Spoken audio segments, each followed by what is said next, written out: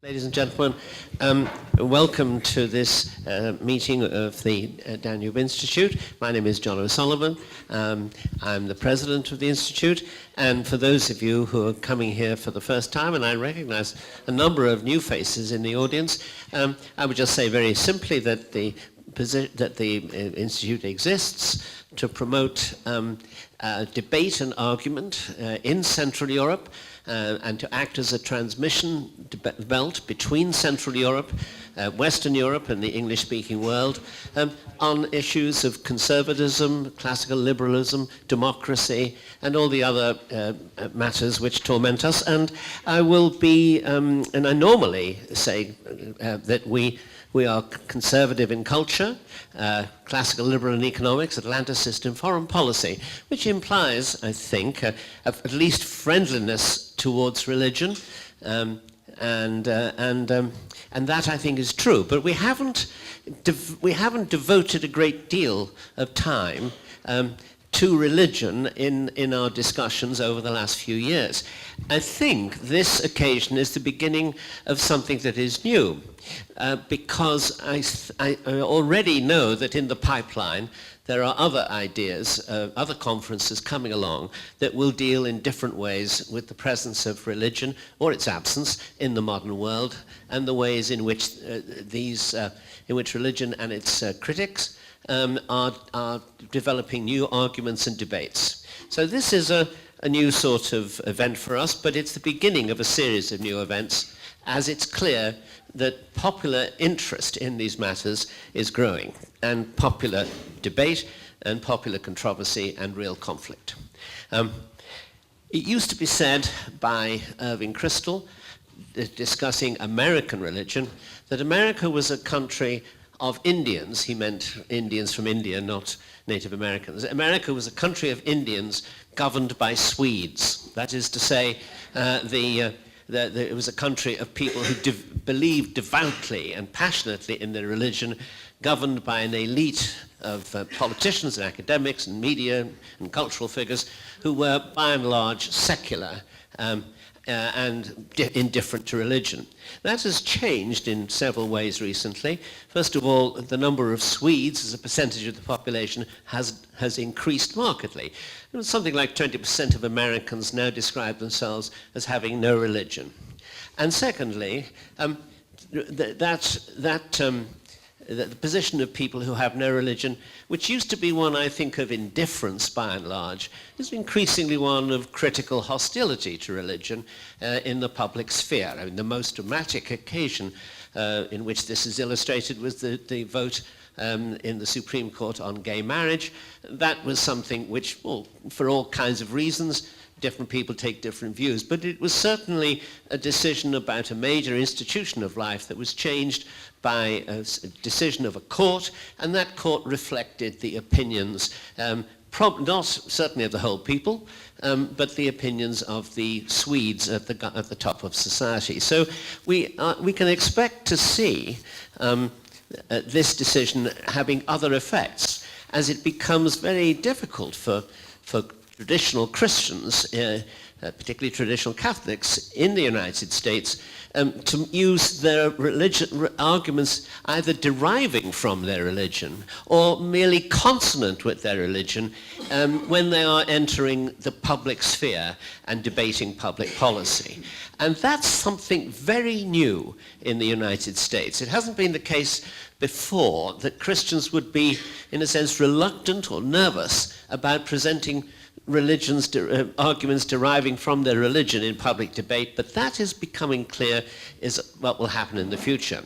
I think we could say reasonably that that's already the case in Western Europe, that in France and Britain and elsewhere, Christians feel increasingly not the population, but a segment of the population which no longer finds its arguments being echoed naturally by the rest of the population. And there is, of course, with the arrival of Muslims within Europe in large numbers and forming distinct communities, a new religious element which certainly produces a more complicated situation and which introduces potential new conflicts between the Christians and the Muslims, but in a less noticed way between the secularists on the one hand and the Muslims on the other. So we're in a new world. Rod Dreher, who's our speaker today, we're delighted to have you here, Rod. Thank you for coming and making time in a rather brief visit to Europe.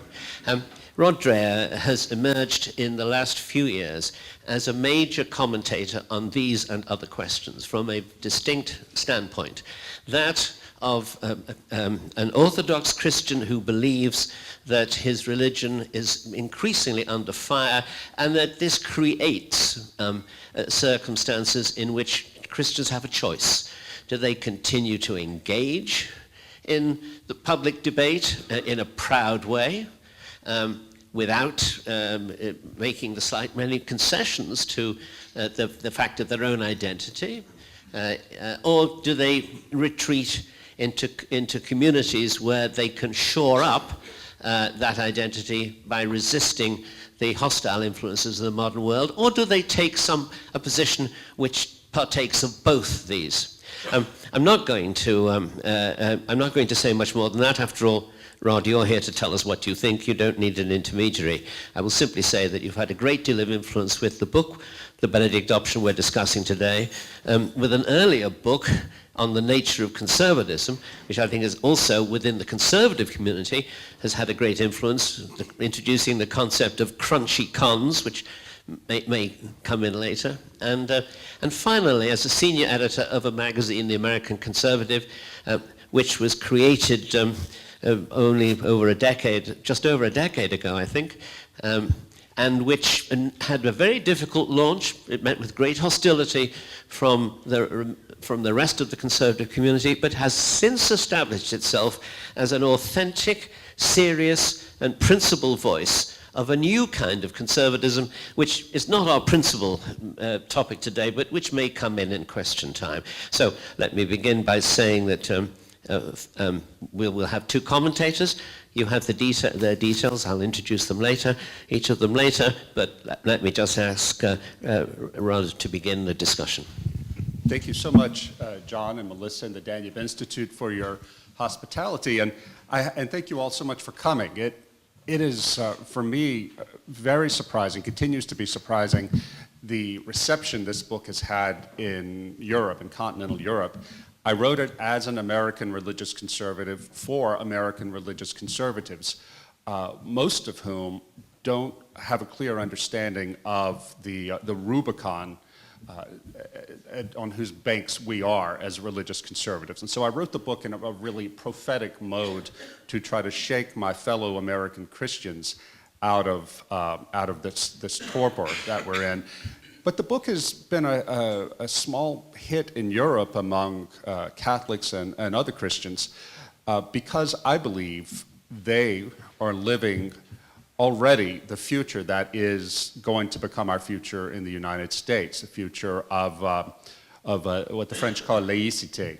That is emerging very fast in the U.S. American Christians aren't ready for it, but those who still believe on the continent, they know what it's like. And so I think we Americans have a lot to learn from European Christians about what to do and what not to do in this front. I'm going to give today a very brief overview of the book and what my argument is, and then I look forward to having an exchange here about what I got right, what I got wrong, and where we might meet as what Pope Benedict XVI called as creative minorities, to figure out the best way to live authentically as Christians in the 21st century in a post-Christian society. Well, the basic question that starts my book is, are we Rome? That is, the West, by which I mean the nations that used to be called Christendom. Are we on the verge of civilizational collapse, as the Western Roman Empire did in the 5th century? That's a question of immense relevance today.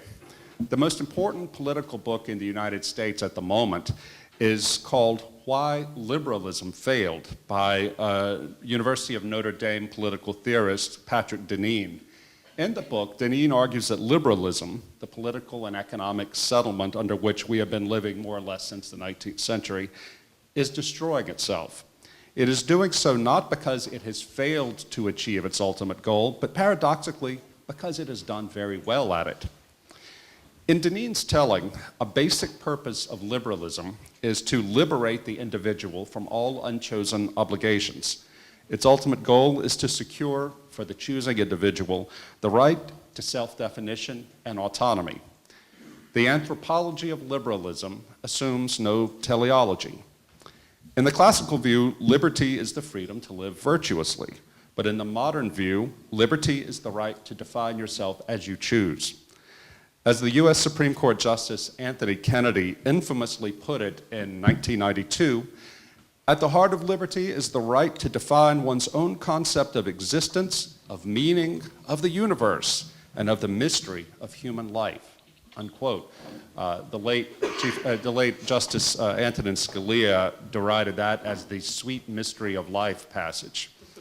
Well, liberalism has worked fairly well for us over the past 2 centuries, so why is it in a mortal crisis now? I think the answer to that is because liberalism depends on a cultural consensus that it cannot create. Justice Kennedy's remark, delivered in a majority Supreme Court ruling reaffirming the constitutional right to abortion, reveals the instability at the heart of modern liberalism. What do you do when there is no longer a binding consensus of right and wrong, or even, as we see increasingly, what it means to be human? Liberalism in all its forms, political, social, and economic, atomizes society. In Deneen's account, the liberal state presents itself as a neutral arbiter of competing claims, but without a widely shared pre-political sense of how those claims might be judged, the state has no choice but to enforce its own view as normative. And it turns out, as John said in his introduction, that the normative view is that held by the power elites in a liberal state. So what happens when the elites become detached from the masses? More crucially, what happens when ordinary politics becomes next to impossible because the masses do not share a cultural basis within which they can settle disputes at a lower level? That's what we're living through in the United States today, and perhaps you in Europe are too. Well, the contemporary philosopher Alistair McIntyre said that we in the West are no longer living on a coherent tradition, but on incoherent fragments of that tradition. We cannot settle political disputes, but only yell at each other, because reasoning depends on a shared epistemological framework. For the West, this was Christianity, broadly considered, and since the Enlightenment, a secularized version of Christianity. Well, now that consensus is broken down, and we are left only to yell at each other. In his 1982 book, After Virtue, McIntyre famously compared our civilization to that of late Rome. He said that a crucial turning point in Rome's decline and fall came when ordinary people stopped believing that their job was to shore up the imperium, but they rather set about creating small communities, local communities, within which the life of virtue could survive the dark ages ahead. McIntyre said that today we await, quote, a new and doubtless very different St. Benedict. Now, McIntyre might have been fudging a little bit about the founding of the Benedictine order. I await your ruling, Father, in the early 6th century for the sake of making a philosophical point. But his point is nevertheless a critically important one. And it's where I get the idea of the Benedict option, the fundamental choice facing all serious traditional Christians today in our post-Christian civilization. And the choice is this. Do you continue working to shore up the current political, economic, and civilizational order, or do you instead put more focus on building up local forms of Christian community within which the faith could be preserved through the present and coming darkness? I believe that serious Christians have no real alternative but to choose the latter. As I'll explain, that does not mean that we have to run for the hills and hide away like Amish, waiting for the end or trying to preserve ourselves from taint. What it does mean, though, is that if we are going to continue to live in the public square and bear witness as Christians, then we have to go much more deeply into our own traditions and change our ways of living. It's not feasible to hive off from the world like separatists, and again, it doesn't even mean that Christians should leave politics. What it means is that Christians must make their first priority the shoring up of the faith. As Robert Louis Wilkin, a leading American historian of the early church, puts it, quote, "Nothing is more needful today than the survival of Christian culture, because in recent generations this culture has become dangerously thin. At this moment in the church's history in this country," meaning the US, "and in the West more generally, it is less urgent to convince the alternative culture in which we live of the truth of Christ than it is for the church to tell itself its own story and to nurture its own life, the culture of the city of God, the Christian republic. This is not going to happen," he goes on, "without a rebirth of moral and spiritual discipline and a resolute effort on the part of Christians to comprehend and to defend the remnants of Christian culture," unquote. This is why I wrote the Benedict option. It's not a book about politics, though politics figures into it. It is rather a book written as a prophetic warning to Christians in the West that if we don't act now and act boldly to strengthen ourselves in the traditional Christian faith, that faith will disappear. The handwriting is on the wall. By now, if you've heard anything about the Benedict option, you will have heard that it's alarmist about the condition of the church in Western countries. I'm not going to deny that. It's usually meant as a slur, but I accept that criticism. It's true. In fact, the Benedict option is alarmist because there is a lot to be alarmed about. If you're a Christian who is not alarmed, then you aren't paying attention. In fact, I believe that in the West today, we are living through the religious and cultural equivalent of the great flood of the Bible. It is a time of catastrophe, yes, but a particular kind of catastrophe, one that is eliminating the old order, including Christianity. The floodwaters can be described as liquid modernity. This is a phrase coined by the sociologist Zygmunt Bauman to describe the quality of constant change characteristic of our time. For Bauman, modernity was solid in the sense that a definite and radical change had been set into motion in modern times, but that change happened at a rate that was absorbable, that people had time to get used to. Life felt, in that sense, solid, even though it was changing. But at some point in the 20th century, the rate of change sped up so fast that modernity took on the qualities of a liquid. That is, before this or that change took a solid form, things changed again. To live in liquid modernity, then, is to experience life as having no fixed landmarks or settled pathways. You can go wherever your desire takes you. Bauman said that the kind of person who thrives in liquid modernity is one who has no fixed commitments that would impede his autonomy. If before we in the West thought of ourselves as in some sense on a grand pilgrimage through life toward a certain destination along with everyone else, we as pilgrims, well, today we're now tourists. Tourists travel with the people they want to travel with. They drop in and out of places long enough to drain them dry of interest and then move on, guided by nothing more than individual desire. And please understand that I'm speaking of tourism in this context, mostly in terms of metaphor. The places that the tourist visits are marriages, religions, jobs, communities, and so forth. Liquid modernity has brought about the loss of traditions, religious and otherwise. It has fomented the dissolution of bonds among people, a loss of shared authority, as well as a sense of connection to the past and to the future. And it has terribly compromised the ability of people in democracies to reason together and therefore to live together in peace.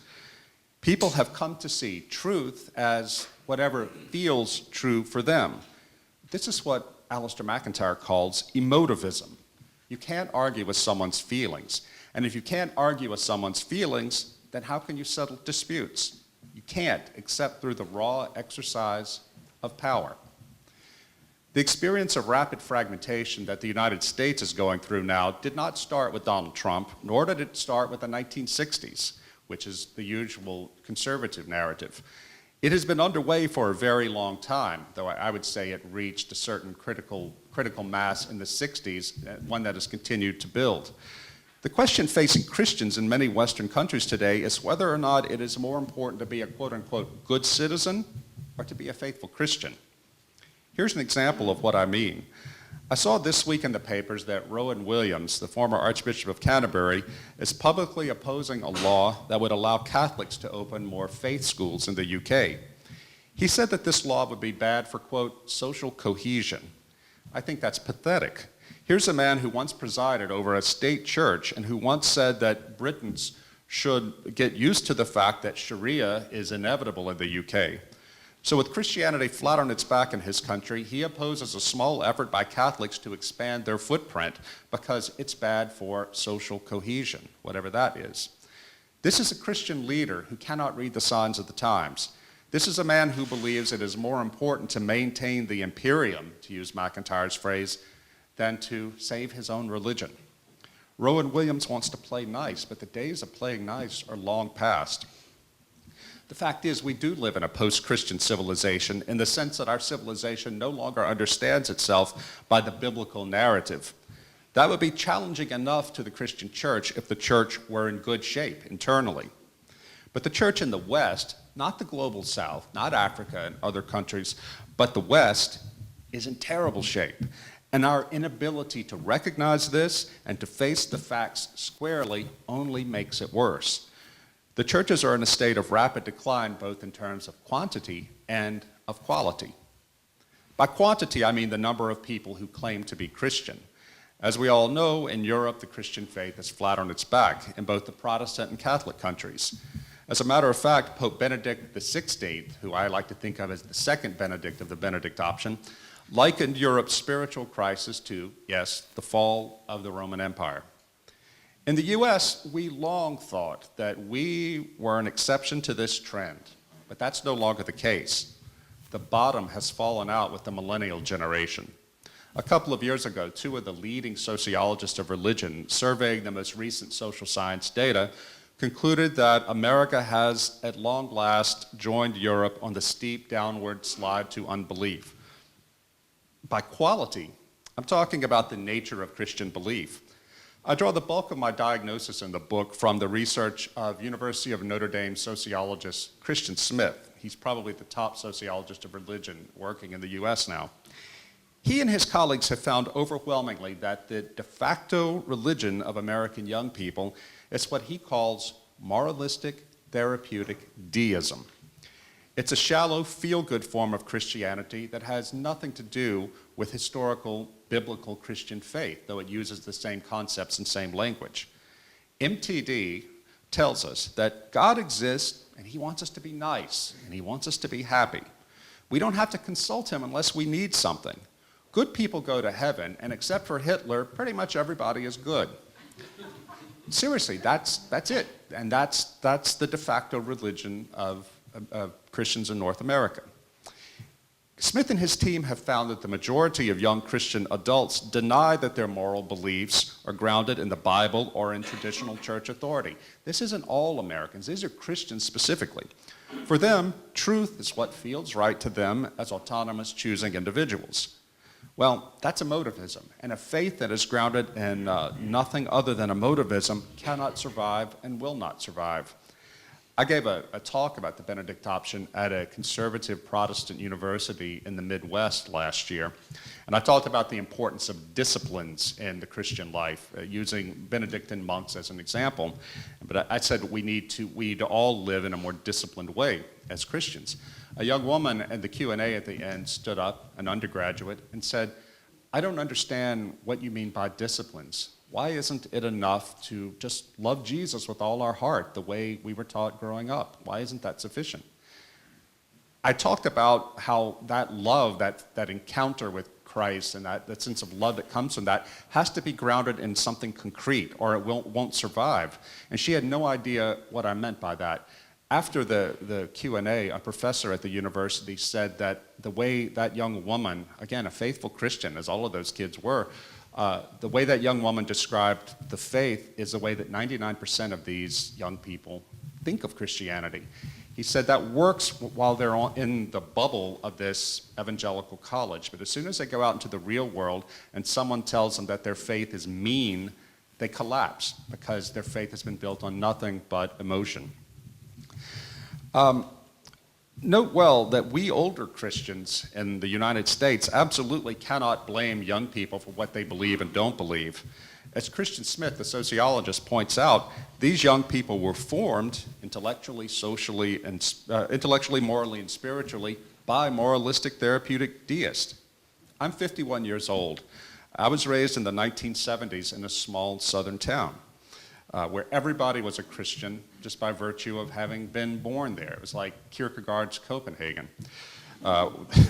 When everybody is a Christian, Christianity ceases to exist. Well, when I first read about moralistic therapeutic deism in 2005, the year that Professor Smith first defined the concept, I recognized the bland, inoffensive, Southern white middle class at prayer cultural Christianity in which I had been raised myself. MTD has been with us for a long time. And in fact, a lot of people my generation and older are wondering why in the world are our children not going to church anymore? Well, the problem is us. As I said earlier, when I travel to Christian colleges in the US, both Catholic and evangelical, I hear the same thing from professors and campus ministers, that young people are coming to campus out of Christian high schools and church youth programs knowing next to nothing, zero, substantively about the Christian faith. Worse, they don't even know how little they know and why this matters. MTD is the last stop before apostasy. Again, this is not their fault, certainly, but it is their responsibility to reclaim the inheritance that their parents' and grandparents' generation denied them. Moralistic therapeutic deism is the perfect faith for liquid modernity. According to Zygmunt Bauman, the kind of person who will thrive in liquid modernity, as I've said, is one with no fixed beliefs or commitments beyond individual desire. I believe the process of dissolution, of atomization, is too far gone to stop. As a result, American Christians are facing and will continue to face these two social facts. One, that social hostility and legal restrictions will undermine the viability of many Christian institutions and significantly limit individual Christians' participation in many professions, particularly law, medicine, and the so-called helping professions, and in many aspects of public life in the United States within a generation or so. Second, due to a lack of meaningful discipleship, which is to say formation in Christian intellectual life and spiritual life, and accommodation to various features of secularized modernity and consumer culture, the collapse of Christian belief and practice is likely among members of the dominant culture and many minority cultures in the US within a generation or so. Those Christians who go with the flow of liquid modernity and who live like Bauman's ideal liquid modernist will be washed downstream and over the falls. Again, I should add that I wrote this book for an American audience. I didn't realize it would find such a receptive audience in Europe. It has become a hit among Catholics, young Catholics, 18 to 35 in France, and has recently been published in Czech and in Slovak. It will appear later this year in Italian, German, Spanish, Portuguese, Polish, and of all things, Korean. But please, I say that to you to ask you to please bear with me in the American focus of my talk. Well, it's here that we turn for rescue to the rule of Saint Benedict, written by the monastic founder in the early 6th century. In the prologue of his rule, Benedict calls the 6th century monastic version of Bauman's liquid modernist a gyrovague, which he denounces as the worst kind of monk. The gyrovague, in Benedict's terms, just flits from monastery to monastery with no sense of stability. Because of that, he cannot hope to grow spiritually or otherwise. Well, this is true for most of us 21st century Christians as well. To be a gyrovague is to be very much in sync with our time, but to be a gyrovague is to accept the death of Christianity, whether one knows it or not. And I believe that St. Benedict has the secret for the church's survival in this new dark age. And let me explain why. The collapse of the Roman Empire in the West did not happen overnight, but it was a terrible shock all the same. St. Benedict was born in the year 480, 4 years after the abdication of the last Caesar of the West. When he came of age, his Christian parents sent him down from the Italian mountain village of Nursia, modern-day Norcia, to complete his education in the city of Rome. Young Benedict arrived in the Eternal City and was so disgusted by the chaos and the decadence he found there that he abandoned his studies and retreated to a cave in the woods. There he fasted and he prayed and he sought the will of God. When he emerged, he went on to found the religious order that today bears his name. He wrote his rule, and when he died, a rule, by the way, is a guide to how to run a monastery. And when he died, he left behind 12 or 13 monasteries in the vicinity of Rome. Benedict did not try to save Roman civilization. He did not try to make Rome great again. All he wanted to do was to put God first in a radical way and to serve God in community. When Benedict died in the year 547, he could not possibly have imagined what God was going to do with the mustard seed of faith that he planted.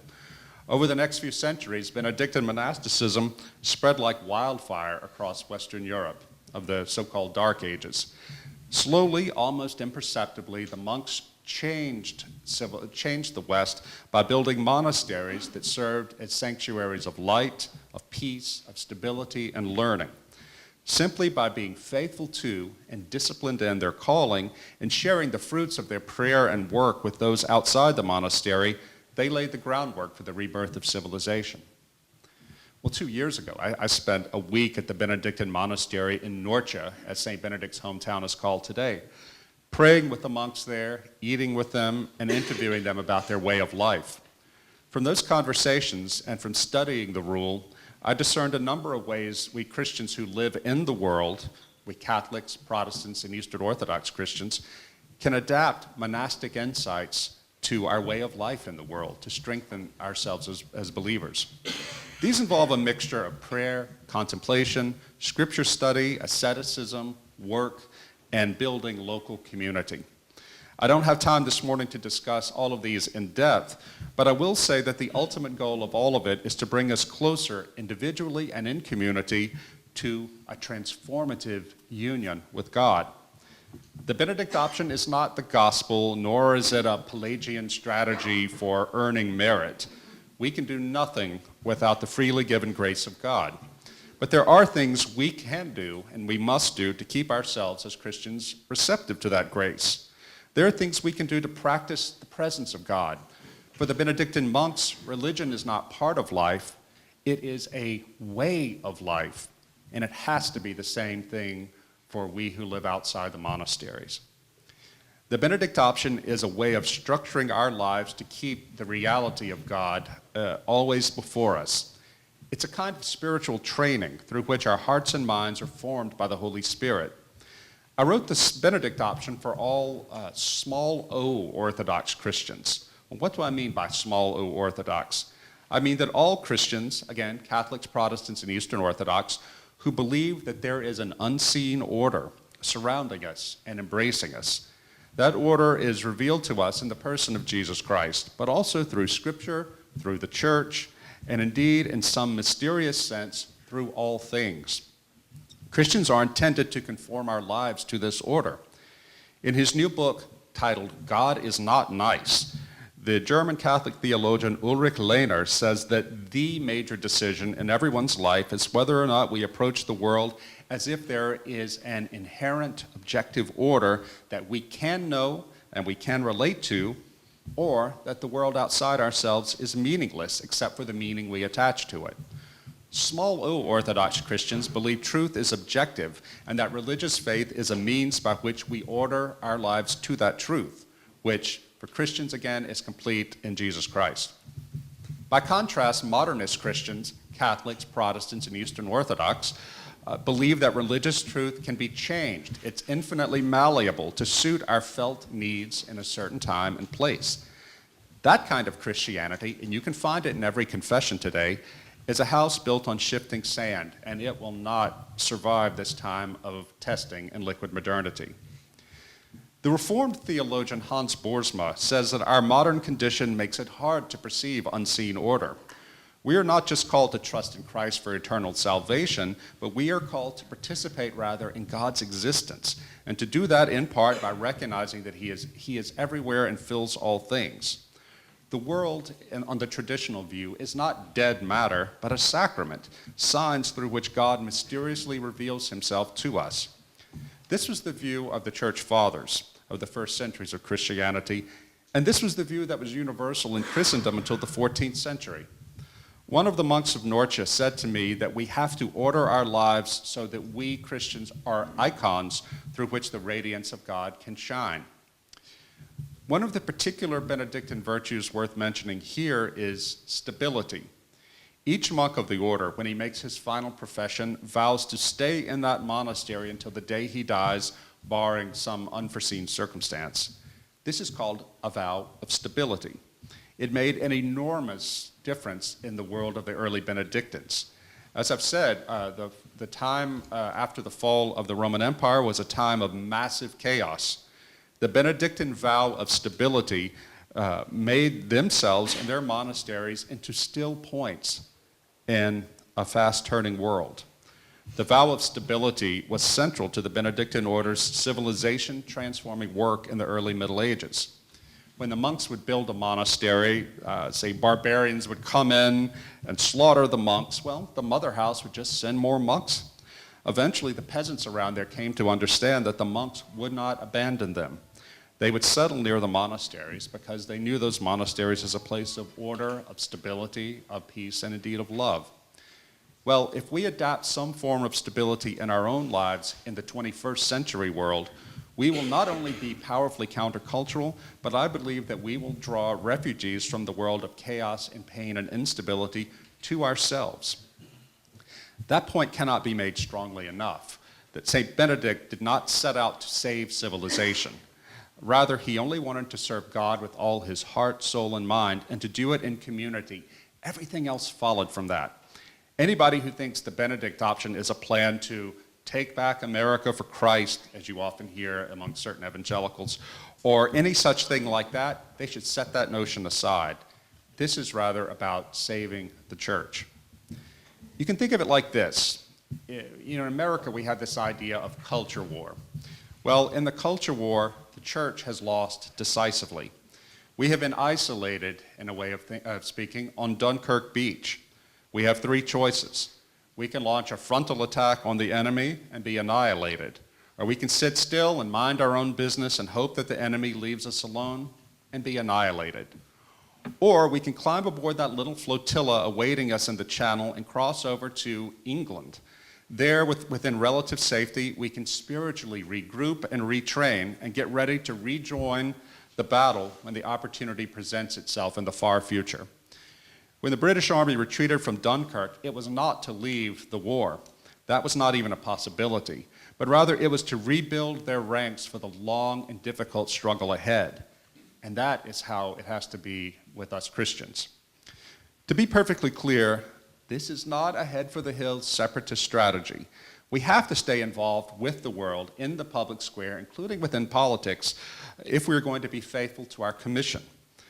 But if we Christians are going to represent the faith in an authentic way to the post-Christian world, we're going to have to spend significantly more time away from that world in prayer, in contemplation, and in thickening our communal ties for the sake of building resiliency. In other words, we have to spend more time away from the world for the sake of the world.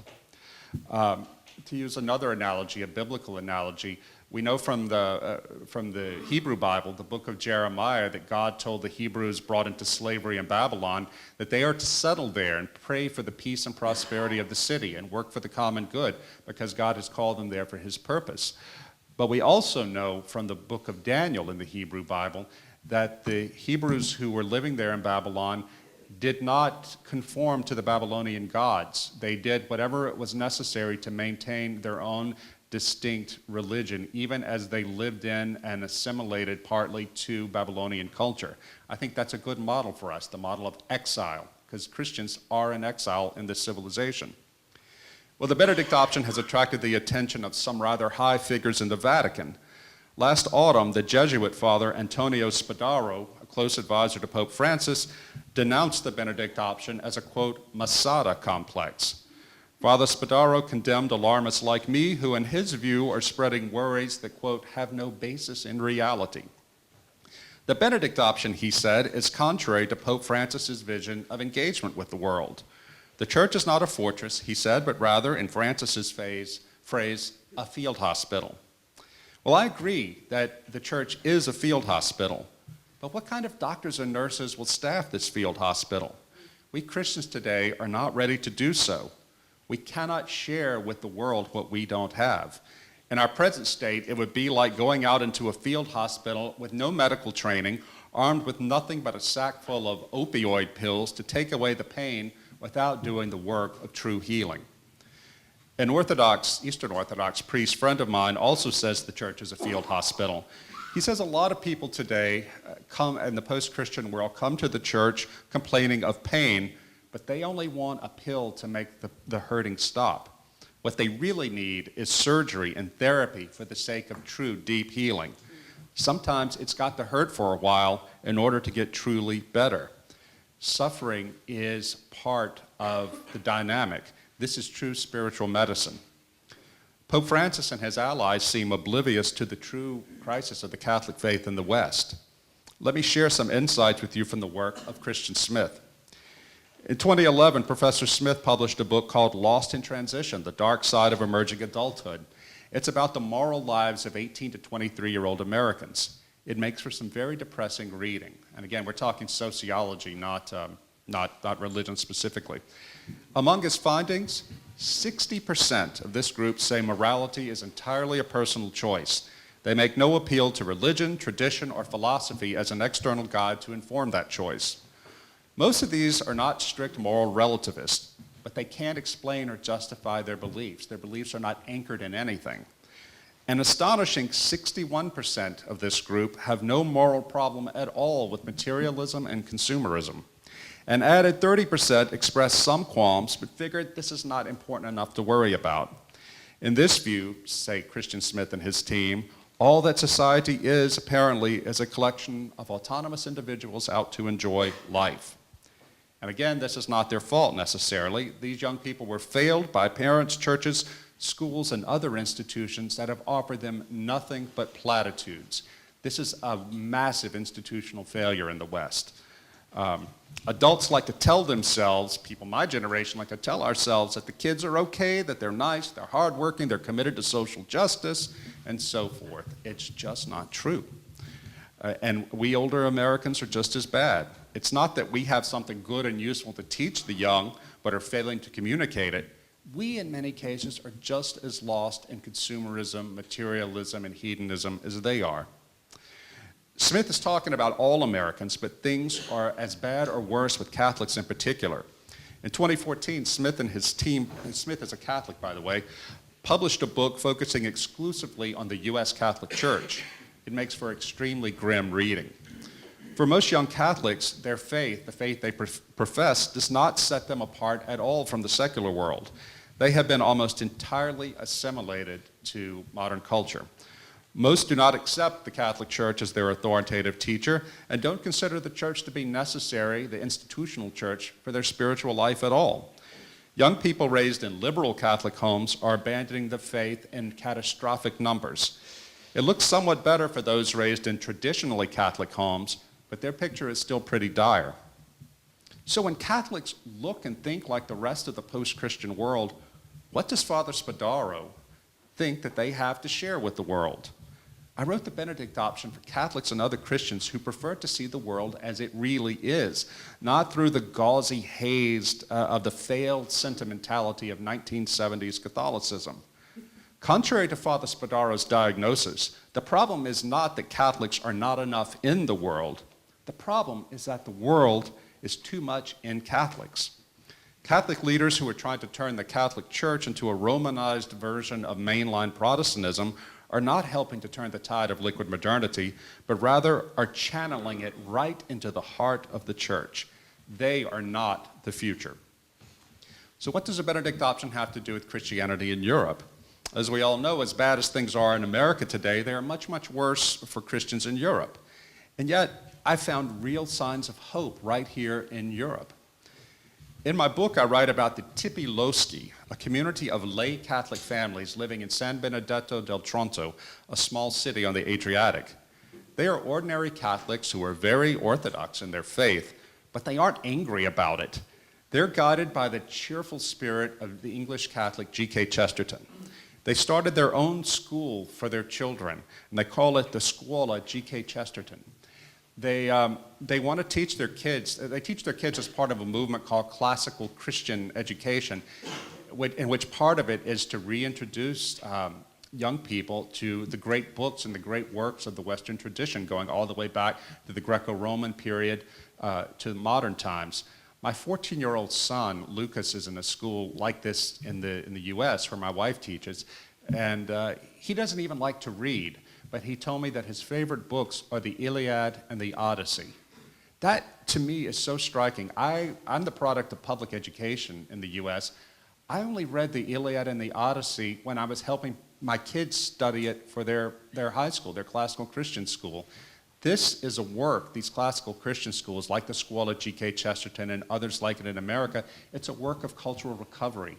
It's a work of cultural memory. The Tipiloschi come together to study, to pray, to worship, to grow gardens, to raise food for themselves and for the poor, and to serve the needy. They make pilgrimages to the monastery of St. Benedict in Norcia. In fact, I first found out about them from Father Cassian Folsom, who was then the prior of the Norcia Monastery. He told me that Christians who want to survive what's coming can't live ordinary lives, but will have to do something intentional, like the Tipiloschi. These Italians, these Tipiloschi, are not dour, grim survivalists hunkered down on a seashore waiting for the apocalypse. In fact, I have never been around people who are more truly alive. And I tell you, I come from South Louisiana, from the Cajun culture, and we know how to live. We have a joie de vivre. Those people are even better at it than we are. Whatever they have, I want. They're not prepared to surrender to the wider culture.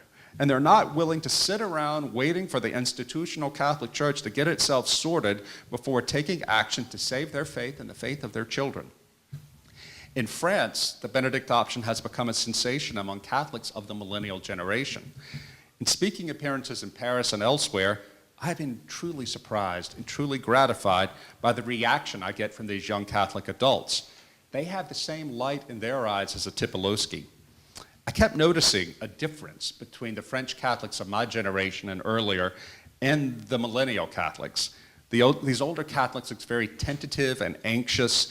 They still seem to believe that if only they'll play nice and be winsome, then secular French society will accept them and make them feel valuable and feel that they have a part to play. These millennial Catholics, on the other hand, don't seem to have any of those illusions. They know that it's over for Catholicism in France in terms of having any meaningful voice in the public square for the time being. But accepting that fact has not made them depressed. In fact, it seems to have liberated them. They want to be Catholic without apology.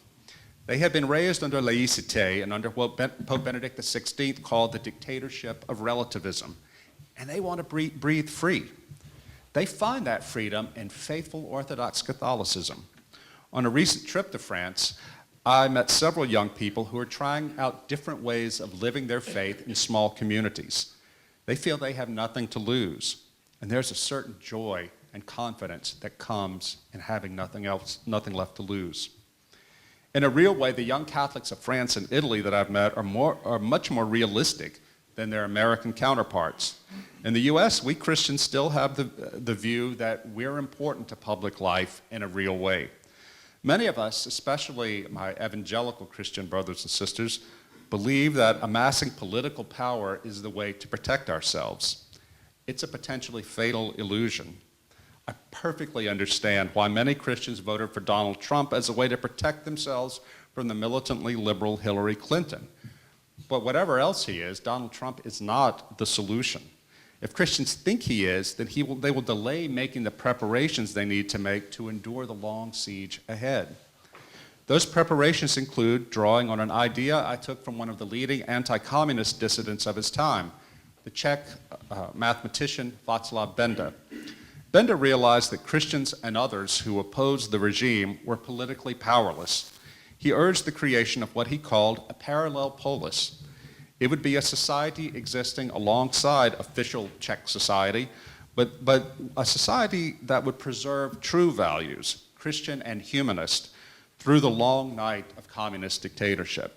For example, he advocated countering the propaganda that passed for education in government schools by starting underground classes so young people could learn real literature, real philosophy, real poetry, and so on. The idea was not to create a society totally separate from others, but rather to nurture the bonds of true community and to preserve cultural memory, so that when the tyranny fell, and none of them expected it would fall in their lifetime, there would be something left over on which to build. Whether he succeeded or not is up to debate. In fact, on Monday, I'll be at Václav Benda's flat in Prague, meeting with his widow and adult children, and we're going to talk about this. The point is, Václav Benda did not simply sit back and lament the marginalization of Christians and advocate that people stay in their houses hunkered down so as not to attract the attention of the authorities. He rather tried to invent a way of doing politics, that is to work for the common good, while being faithful to Christianity in a time of persecution. Believing Christians today, American and European both, have a lot to learn from Václav Benda. We're not living under communist tyranny now, but we are living under what Pope Benedict called a dictatorship of relativism. So there's some things we can learn from those who lived under communism. And we also have a lot to learn from St. Benedict. There is so very, very much in the long tradition of Western Christianity from which we can draw and we must draw. This is our inheritance. We have to claim it while we still can. I will go so far as to say that the future of the church is, in fact, in the distant past. I'm not talking about nostalgia. There never was a golden age, heaven knows, but our fathers and mothers in the faith had resources that we do not. We can find them again and creatively figure out how to make them work for us under our own circumstances. This is what MacIntyre meant by saying we need a new and doubtless very different St. Benedict. Marco Sermarini, who is he is my personal hero. He's the leader of this Tipoloschi group in Italy. He's a lawyer, 53 years old, the most joyful man I've ever met, also, not coincidentally, the head of the Italian G.K. Chesterton Society. I asked him, how did you guys do this? How did you put this thing together, this group you have, this joyful association of Catholic families? He said, Rod, we didn't invent anything new. We just discovered what we already had, but that had been locked away from us in a box for many years. There really is hope.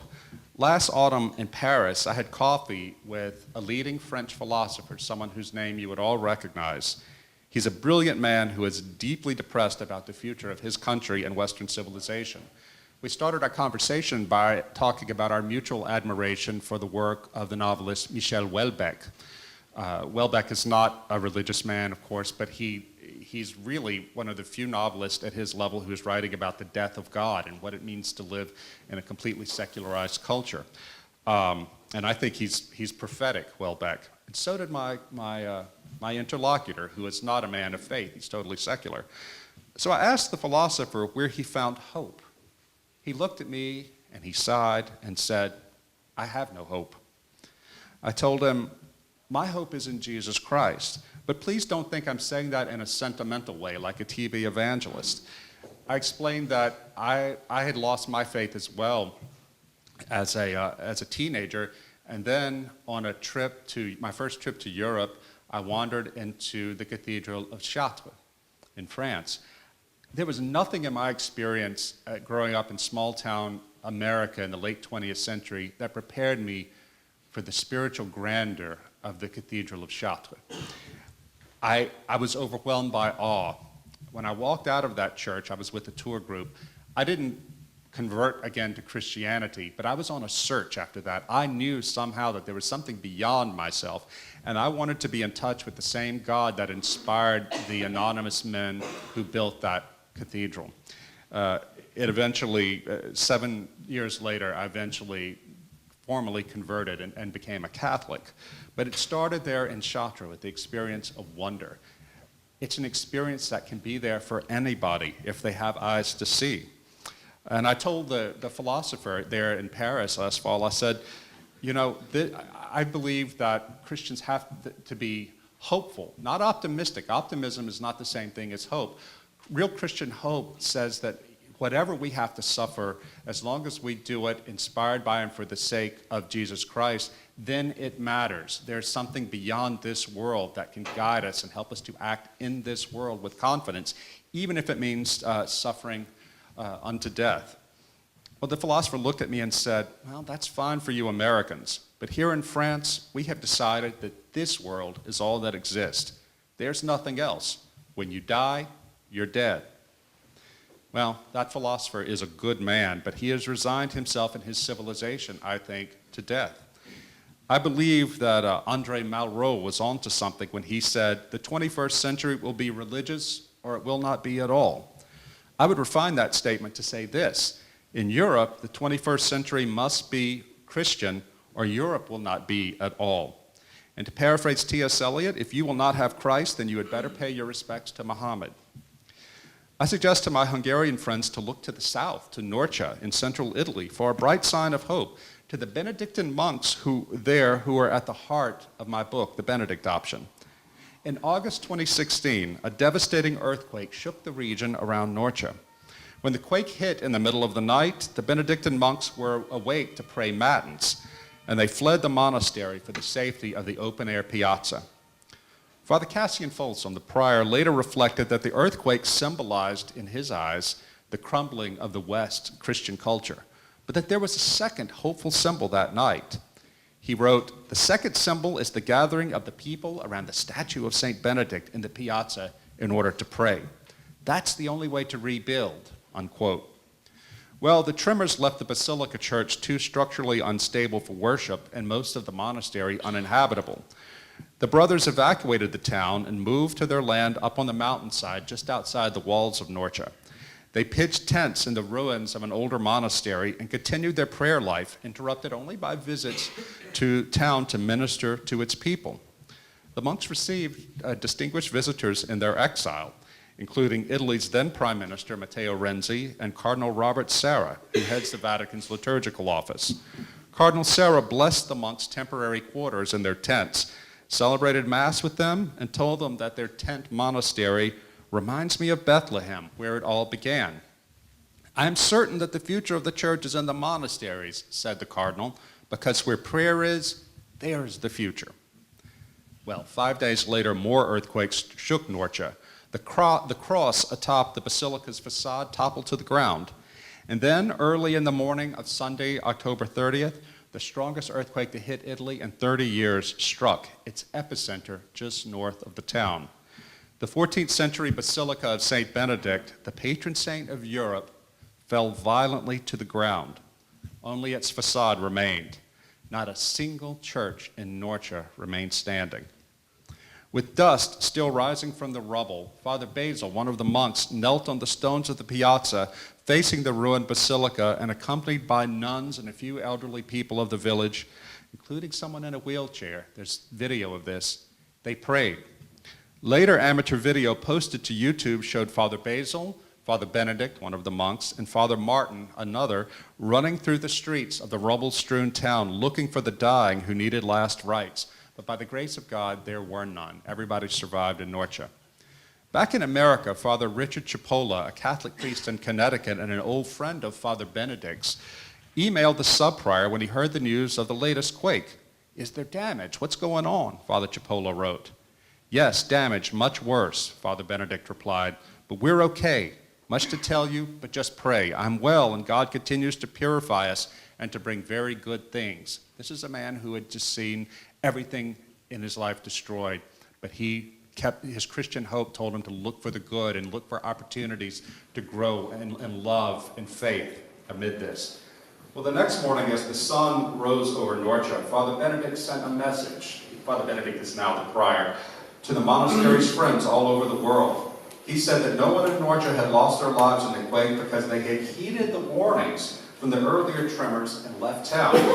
Quote, God spent 2 months preparing us for the complete destruction of our patron's church so that when it finally happened, we would watch it in horror but in safety from atop the town. Father Benedict added, "These are mysteries which will take years, not days or months, to understand." Surely that is true. Notice this. The earth moved, and the Basilica of St. Benedict, which had stood firm for many centuries in our earthquake-prone country, tumbled to the ground. Only the facade, the mere semblance of a church, remains. But because those monks headed for the hills after the August earthquake, they survived. God preserved them in the holy poverty of their canvas-covered Bethlehem, where they continued to live out the rule in the ancient way, including chanting the Old Mass. Now they can begin rebuilding amid the ruins, their resilient Benedictine faith teaching them to receive this catastrophe as a call to deeper holiness, deeper sacrifice, and greater solidarity among themselves and among the people of the town. And God willing, new life will one day spring forth from the rubble. We pray, this is what Father Benedict wrote, we pray and watch from the mountainside, thinking of the long 3 years St. Benedict spent in the cave before God decided to call him out to become a light to the world, wrote Father Benedict. Fiat, fiat, let it be, let it be. He who has ears to hear, let him hear what the Spirit is saying to the churches. Thank you.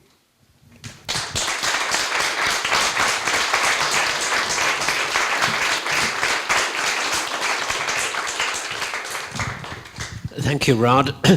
You've just given us an extraordinarily powerful address. I'm not surprised that you invented crunchy conservatism, because you certainly give us something to chew on.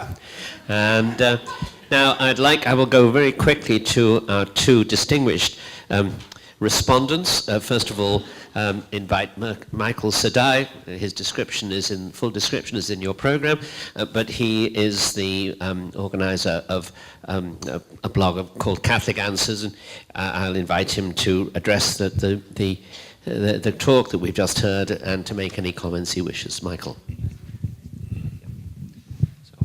Hi Rod, hi everybody. Let me tell you about Rod that I wrote to him an email earlier this week, and he responded me within 24 hours. So that's quite a service delivery. That's what they expect from me as a business consultant. And I can say that he takes people and ideas seriously. I was critical in my email, and he replied me nevertheless. So Rod, I think it's wonderful that you managed to elevate the debate about living radical Christianity to a New York Times bestseller level, and now even Hungarian politicians are forced to talk about it, and big thanks. In another presentation of yours on YouTube, and by the way, you can tell the generational difference between those guys with the book and me with the laptop.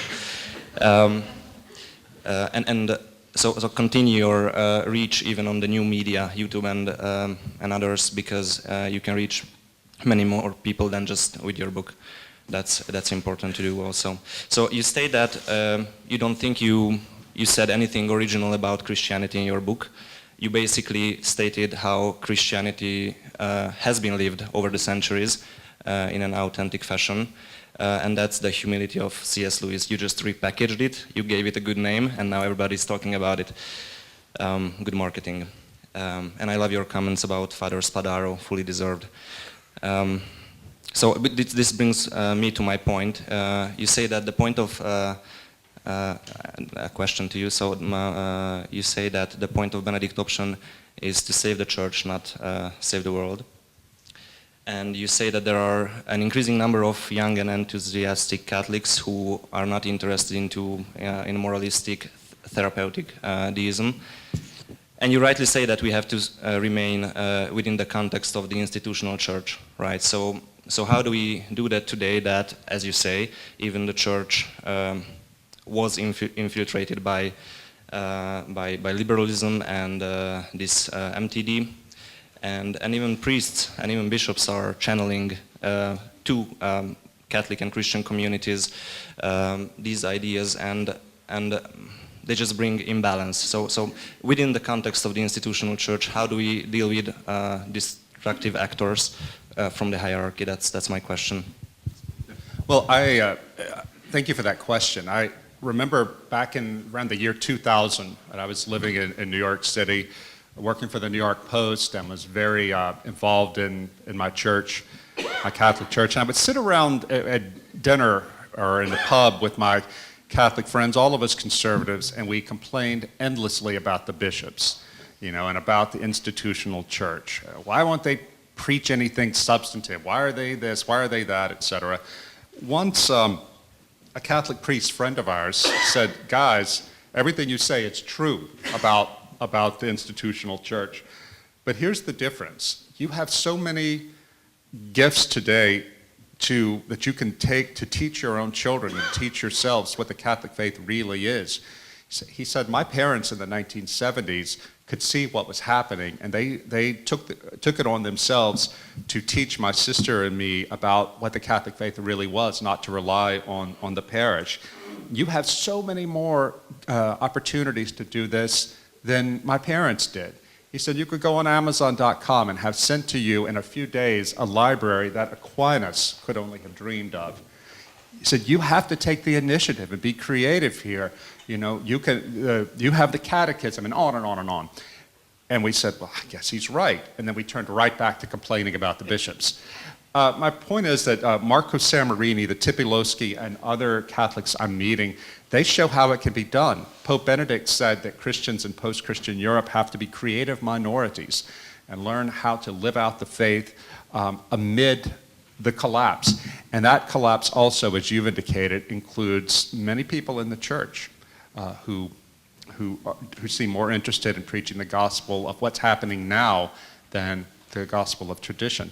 But I think we can't just sit there like my friends and I did in 2000 complaining. We have to get active and do so for Catholics within a faithful context. I mean, the guys in Italy, they don't oppose anything the church teaches, but they know that if that church teaching is going to survive the next generation to their kids, they can't be passive.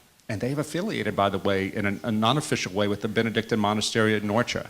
They go there for confession because they believe an authentic Catholic spirituality is being lived out right there. Would you like to ask a second question at this point? No? All right, I can come back. Okay, thank you.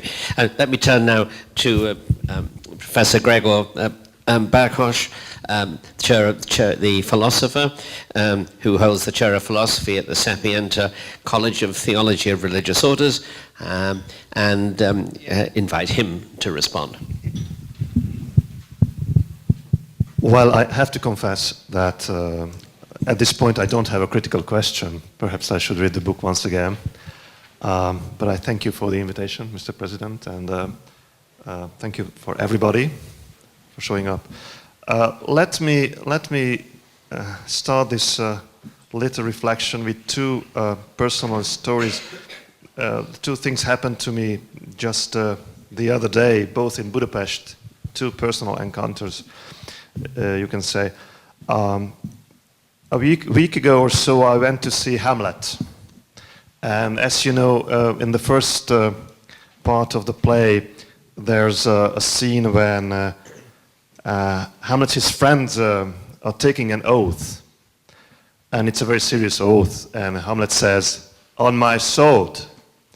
And then Hamlet, on the scene at the Hungarian theater, he took a huge, gigantic, grotesque tube, as if it were his sword, and making fun of it. I really didn't understand, but I think the story shows you that the old Christian symbolic order is not understandable anymore. The sword has a hilt, and it forms the cross, and it was important to Shakespeare, certainly, to take an oath on a cross. And the second story, it happened in downtown Budapest, really just a few minutes away from some Catholic churches, almost in front of theological schools and seminaries. But I found a man, or better, he approached me, and he was very depressed. He was ashamed of himself, and he told me, "Please just listen to me. I don't care, even if you cannot help me, just listen to me." He had a family, he had a job, but he had a serious problem as well. He was well clad, he was not a homeless, but I don't know for how many hours or minutes he couldn't find anyone there who were just willing to listen to him. Many people passed by, he said 500 of them, and no one wanted to listen to him, let alone help him in his misery. Well, I think these two stories shows you that this is not a Christian country. I'm sorry to say. And with all respect, if any politician or bishop tells you that we are a Christian nation, we are not. Perhaps we were, but we are not that anymore. And I think in this situation, Rod Dreher's book is really an important reading for all of us. So fundamentally, we are just in Rod Dreher's country.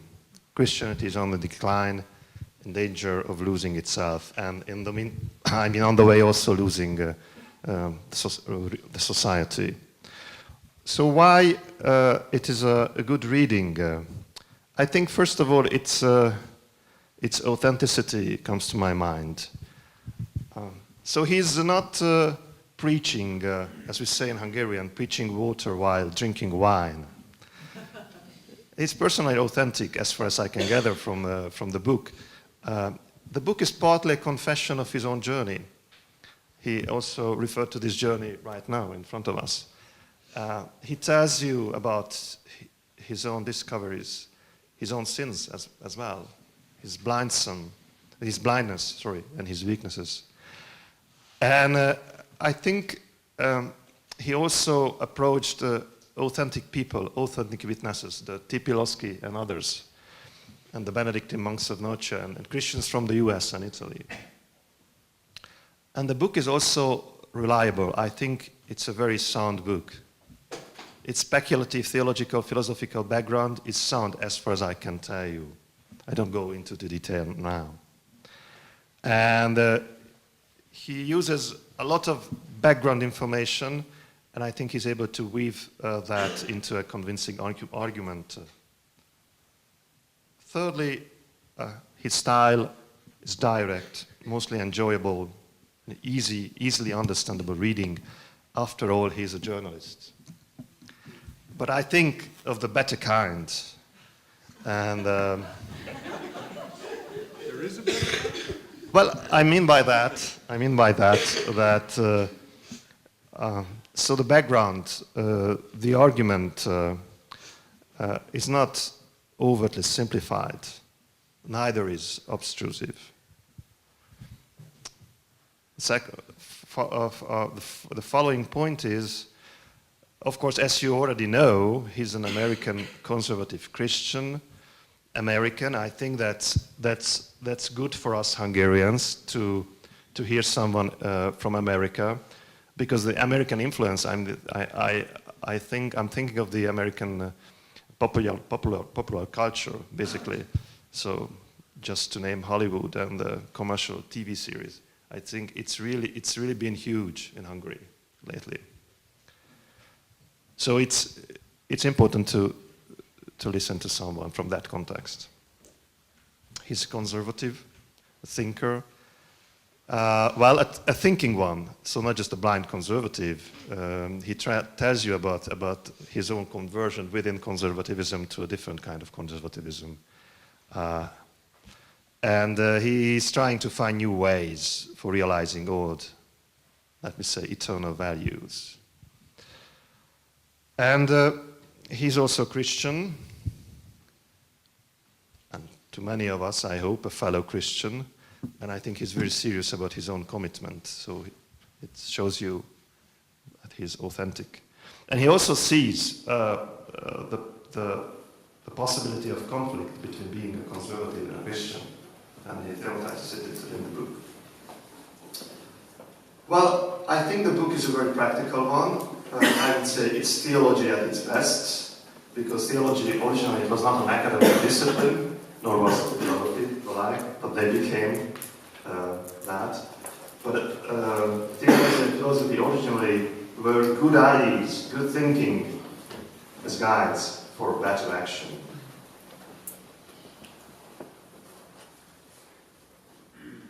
And perhaps this is the last point.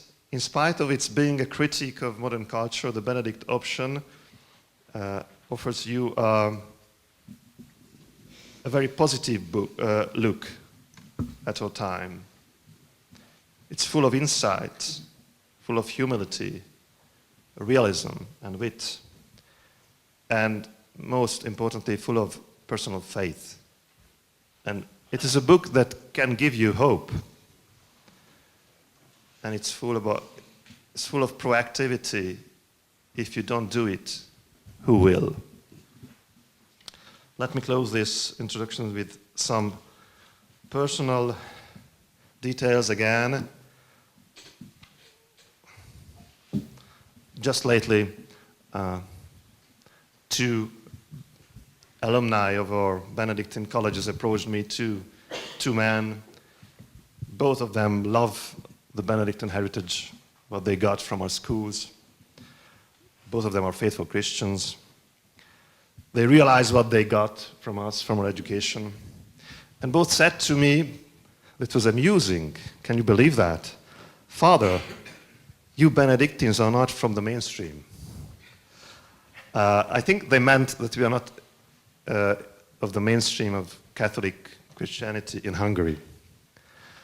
And well, the mainstream comes up, I think, 11 times in your book.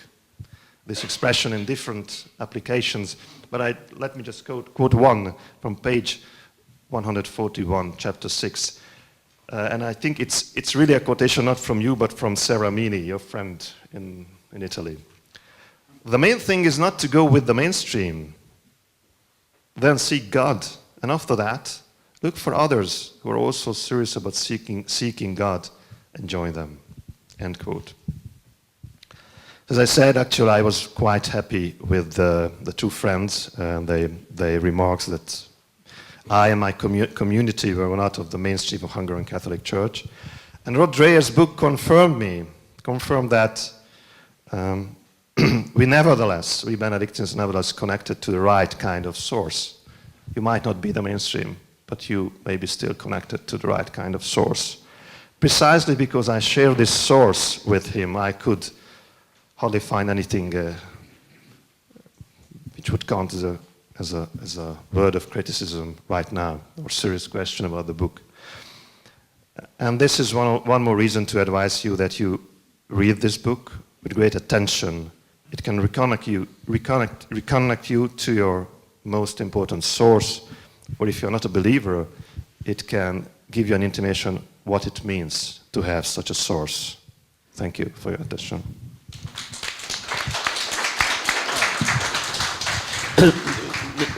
We have now had three extremely serious contributions, all actually from an unapologetic Christian standpoint. But of course we have an audience, a very distinguished kind. We have a number of people from the Germanic community. We have the presence of the president of the Modernity Foundation, Janusz Martoni, who's the parental foundation of the Danube Institute, and I see at least one Nobel Prize winner in the audience.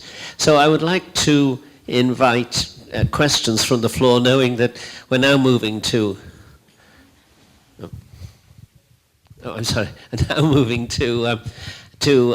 a wider range of opinion, and therefore we can expect some critical, sharp questions. Who would like to ask the first one? Frank Ferredi. It's on its way.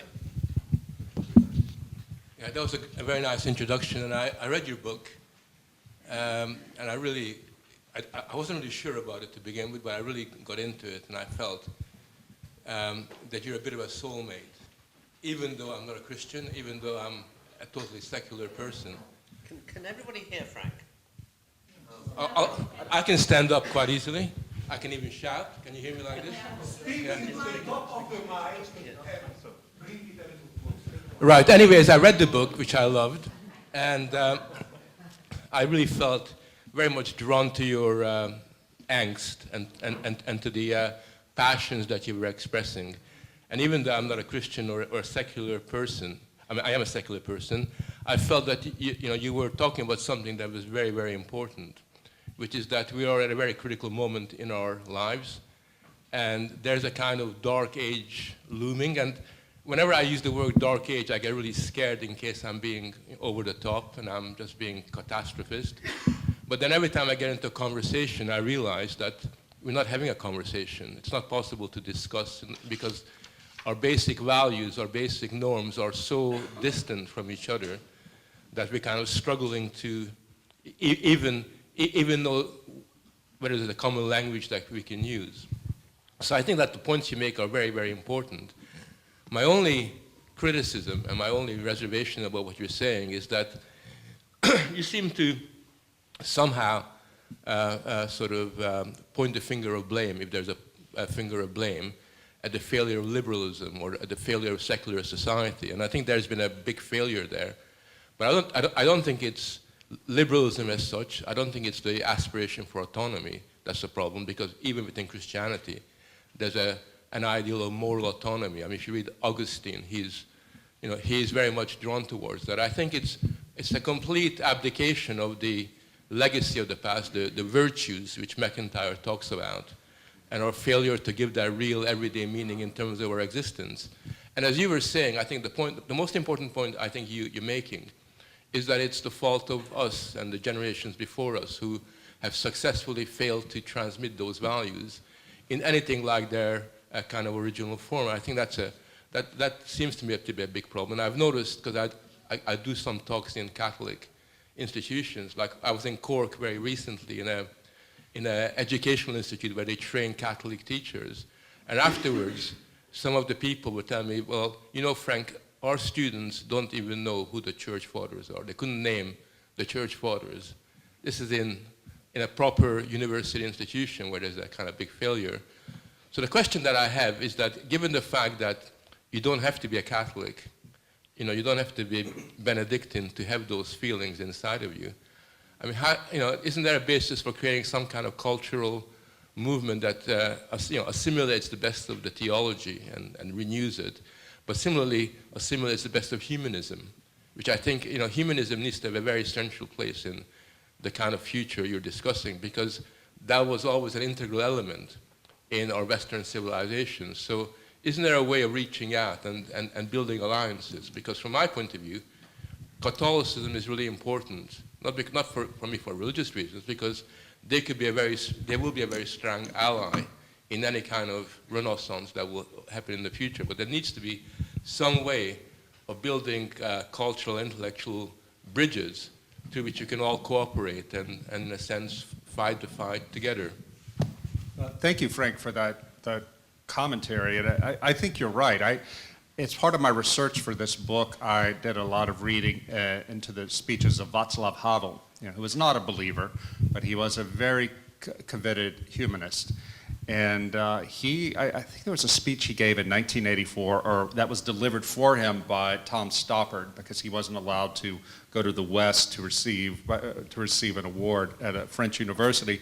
But in it, Havel talked about the loss of the transcendent sense and how this is a tremendous problem for the West and for liberal society today, losing that sense that our values are in some real way connected to something beyond our own time and place. And Havel was a humanist, and I think that if people like Václav Havel, that they can and should be the allies of convinced Christians today. And I've read some of your work too, and I would consider you an ally too, even though you're not a believer.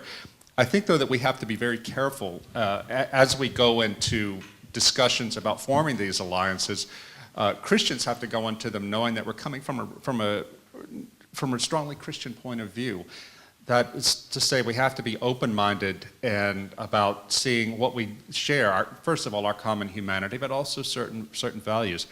I have found so many allies, surprisingly, among Orthodox Jews, modern Orthodox, not the ultra-Orthodox, who say, we have a lot to teach you.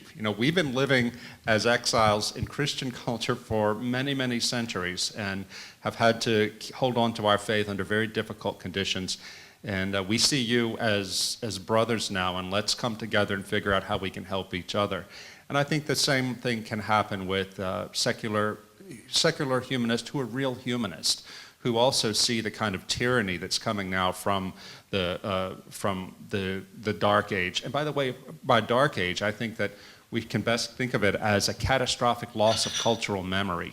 You know, you can live in a Dark Age and be very, very comfortable and wealthy as we are. But I think the loss of cultural memory of any, as you were talking about at the beginning, not only among Christians but among everybody in this society, is probably the thing that threatens us most of all. And I'll say that in Europe, what I find, and you don't really see this in America yet, is a great fear of transhumanism, a great fear of what, having lost the idea of what a human being is that comes to us ultimately from the Bible, we open the door to anything, to changing human nature in the laboratory. I think this is something that's not happening just from the left, but capitalism is doing this too. And this is where Christians and other people on the left who don't have any faith, but who do have great skepticism about where we're going in terms of this changing human nature and society, think that we can and must stand together. Thank you. The gentleman here. Yes, I'm the Romanian ambassador in Budapest, and I would like to start my brief intervention by thanking the organizers and, of course, the author for this exceptional event. I haven't read your book. I would very much like to. Although I am a devout follower of your texts on the American conservative. If I understood you correctly, the Benedict option is open to individuals, to families, to small communities. My question is it open to countries? Because it seems that there are countries who define themselves precisely as having the call to preserve the Christian civilization or the Christian culture. I'm thinking specifically at Russia. Well, the ambassador knows, because he follows my blog, that I'm an Orthodox Christian now. I lost my Catholic faith in a terrible spiritual crisis because I was writing as a journalist about the abuse scandal. And I feel like I have to tell you this now to give you, because it talks about the reason for the Benedict option. I believed when I was coming to the Catholic Church as a younger man, I had a very intellectual idea of the faith. I remember being invited by a colleague of mine at a newspaper to go with her to work in a soup kitchen run by the Missionaries of Charity, Mother Teresa's order. She said to me, "Oh, I hear you're going to become a Catholic. Well, why don't you come work with me here? It'll give you an idea of what Catholic life is." And I said, "Okay, that sounds very good." So I went with her that Saturday, and I scrubbed pots and peeled potatoes, and that was it. And I thought at the end, well, that was very nice. I suppose it was a very Catholic thing to do, but really I'm more of an intellectual, and I should spend my time would be better spent reading theology. I never went back to the soup kitchen. Many years later, after I'd passed through a really militant Catholic conservatism, and I started writing about the scandal about the priest abusing children, I thought that having my Catholic faith in my head, having all the arguments there, would preserve me from anything, and it didn't. I went to a place much darker than I could have imagined, and one day I just woke up and couldn't believe as a Catholic anymore. I couldn't imagine how that could come to me, but I thought later, you know, if I'd gone to spend as much time in the soup kitchens as I'd had with my head in a book, maybe the faith would have become sedimented into my bones, and I would have been more resilient. I ended up becoming an Orthodox Christian, not because I believe the Orthodox Church is free from that or any other sin, but because I thought it was the only thing open to me. And one of the great gifts of Orthodox Christianity to me, Eastern Orthodox Christianity, has been a greater focus on prayer, personal prayer and piety and fasting and things like that. These are things that were lacking from my life as a Catholic, and it's not the fault of the Catholic Church. It was the fault of me. And my faith that being an intellectual Catholic was sufficient. Now, I give that background so as you know, because I want even Eastern Orthodox, Protestant, and Roman Catholic readers to know that it's not enough just to have the faith in your head. You have to have it in your hearts and in your bodies. It has to be incarnated. The Benedictines are very good at this. I wanted to give you that background too, so you would know that that I'm no longer a Catholic. I'm an Orthodox Christian, but I consider myself a fellow traveler and a brother and sister to Roman Catholics and even to Protestants. As far as the nation goes, does a nation have this responsibility to preserve Christianity? It's very difficult for me, as somebody who is an Orthodox Christian, to look at Russia and know where to stand on this. I read some of the things that are said that come out of Russia, and I agree with them. And I'm glad that the Russians are taking a stand on certain moral issues. The Russian state is, but at the same time, I'm also very, very wary of the church becoming too involved with the state and being manipulated by the state, simply because I know history, and I also have seen how in the United States, even though we have a separation of church and state, too often the church being involved in politics has been bad for the church in the sense that it has misled a lot of American Christians of my generation and the baby boom generation to thinking that as long as we have politics settled, as long as we have power in the state, everything's going to take care of itself. That is the crisis that we're living through right now with the millennial generation raised in these very conservative Christian homes by parents who thought that as long as we vote in Republicans and get good judges, everything's going to be fine. They didn't take care of the culture. I feel like I'm maybe dodging your question a bit because as you know, in the U.S. right now with President Trump, the whole question of Russia is incredibly freighted with it's very, very, it's a neuralgic point. It's very controversial. And I think that we American Christians, a lot of us look to the renaissance of the Russian church with some hope and the sense that Christianity is not as opposed by the public culture, by the state in Russia as it is in the U.S., and that's a good thing. But at the same time, I think we have to be very, very skeptical of what's coming out of Russia. And hope maybe you and I can talk about this privately, because I don't want to say something to go out on a limb with something I don't know the facts of. But I think it would be wonderful if if the state would not favor one particular religion necessarily, but would make an environment where religion in individual families, in institutions, and in churches could flourish. Do you have to add anything to that? Actually, I know Michael does want to respond.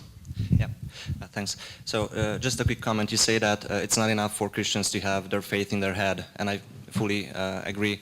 But the problem of Christians in general is not your problem with the soup kitchen, because Christians don't even have their faith in their heads. So that would be a nice first step, and obviously experience and live it would be the major step. But going back to the earlier intervention, so if we start to talk about allies, and if we start to talk about how do we save values for society and involve also secular actors and those who sympathize with the Benedict option, don't we get back to the culture war that you said we should get out of? Could you explain a little bit more? Sure. Yeah, so the way I understood your presentation is that we lost the culture war, and that we have to accept that as a fact and go back to religion for religion's sakes, and not for the sake of saving society or saving the civilization or saving a country. So the way I took it is that we have to concentrate 100% on Jesus, on the religion, on the faith, and whatever is saved as a side effect about a culture, that's good, but that's not the aim. So if we start to think about alliances with whomever, besides God and fellow Christians also equally committed to the faith, don't we get back to the culture war? I see what you mean. Well, when I think of alliances, I'm not thinking politically necessarily. I think about, for example, I talk in the book about what I have learned personally, and I think that Christians can learn, say from Orthodox Jews, about the importance of living in geographical community, and the importance of putting fasting at the center and of cultivating a sense of difference. That's the sort of thing I mean. And I'm part of a secular institute. I'm on the board there, that is totally secular, but it's devoted to the great books, the great humanity, the humanist tradition, and putting on educational things to raise awareness of the great Western tradition. They're not Christians, intentionally Christians, but because they believe in the Western humanist tradition, a lot of what they talk about is Christian. Those people are not my enemies, and I don't think you're saying that they should be, but I put most of my work into building up the church in particular, but wherever we can find allies, we should. I had on my blog yesterday, I got an amazing email from a young woman who had been a far left-wing pagan, literally a pagan, feminist, who said, I mean, by her own admission, she was, and like worshipped in Wicca and things like that, who had been driven to conservatism and indeed to Catholicism, a conversion to Catholicism by the transgender movement and its militancy. She believed in transgender rights and all of that, but that wasn't good enough for the militants. And she finally realized that there were no restraints to complete madness, that there was nothing in what she believed as a pagan and as a far left feminist that would enable her to stop and tell these people, no, you can go no farther. And she found that only within the Christian tradition did she find any metaphysical grounding to say no to it. So I think that, you know, this is what we can offer. I think the Christian tradition to people out there who are floundering in liquid modernity, like this woman who suddenly woke up and realized that the sort of things she had been supporting all her life were going to ultimately swallow her, and her feminist values too, and the dignity of woman. This is why I want to keep a door open, a door of hospitality to the world. And I think the Benedictines show us how we can do that without losing what is distinctive about ourselves. Can I just throw in a very quick codicil to your own remarks about your own experience, which is to say, do you draw from your experience the possibility that the cultural formation of young Catholics, at least until recently, has been perhaps a little too intellectual? Or certainly that's something which I could imagine from growing up in the 50s. Oh, yeah. Well, I should say that Miklos is absolutely right. It can't be just the heart, otherwise you get what the young woman at the university who said, isn't it enough to love Jesus? There has to be a dynamic, a symphony between the heart and the head. I was talking about my own particular formation, a self-formation. I didn't get this from anybody in church, teaching myself by reading Catholic works.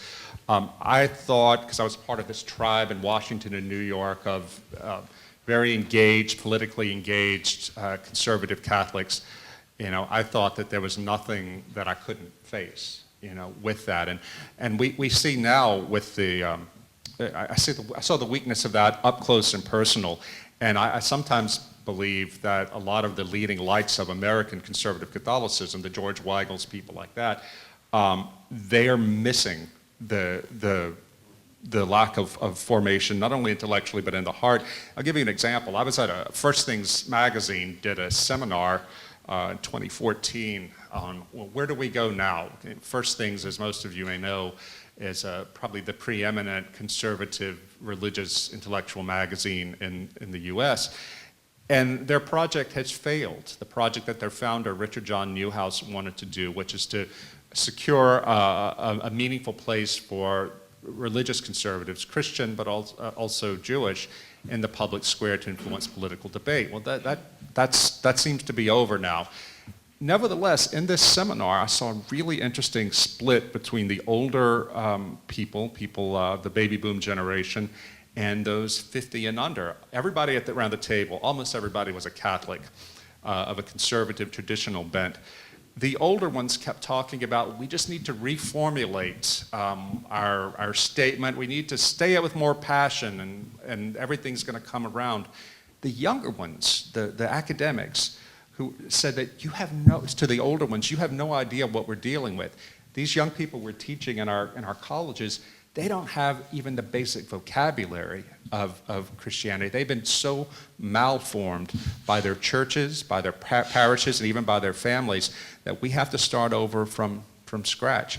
I think this is a problem that is so clear to Christians in Europe, but not very clear at all to a lot of American Christians. So I'm 2 generations out of date on that, perhaps. Yeah. May I take one question here and then... sorry. I got a question from someone who would like to have an explanation why I said Hungary is not a Christian country. And this person finds this as insulting. I don't mean it as an insult. Believe me, I am a traditional Catholic Christian in this country, member of a monastic community that was founded by our first king, Stephen. And I cherish our history and our Christian tradition.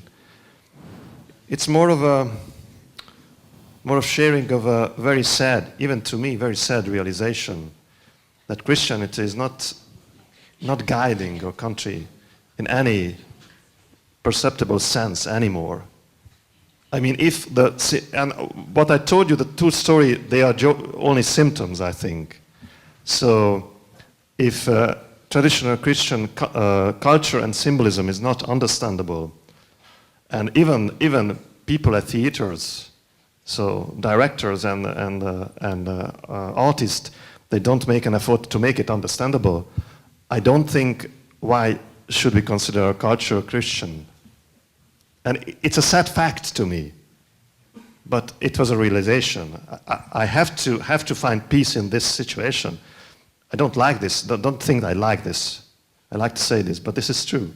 And the other thing, if Christian ethics and Christian charity is not the guiding principle of the ethical life of Hungarians, well, in what sense can we say that we are Christian?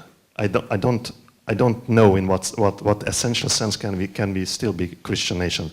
I'm not denying that there are Christians, Christian communities, Christian laypersons, Christian physicians, doctors, politicians, priests, monks, etc. But we are on the decline. I spare you the statistics, but if you look at the statistics, the number of the Christians are on decrease. Just look at the registers of that for baptism in this diocese. Look, and this is not just happening in Hungary. It's happening in all of Western Europe, or even in the United States. It's a trend. It's a sociological trend. I'm not happy about that. Don't think it for a second. But please, don't buy yourself into an illusion that we are a Christian country anymore. Perhaps we were 50 years ago, I don't know. Perhaps 100 years ago, or even further back in our past, we were much more of a Christian country. But you cannot turn the clock. So if you want to become a Christian, or want to live as a Christian, I think you have to live in reality. Thank you. May I follow up on that just very quickly? Absolutely.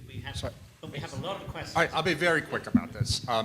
Yeah, absolutely. I would like for the United States and Hungary and all the old countries of Christendom to be Christian again, but if they're going to be Christian again, then we have to go back to the beginning and actually live as Christians, and not just rest on the past, on our past glories. We have at least 4 questions. We have time closing. We have to really be quick. So I'm going to ask this gentleman first to ask the first one. Thank you. I'm Karo Mika, and I'm an economist and a university lecturer.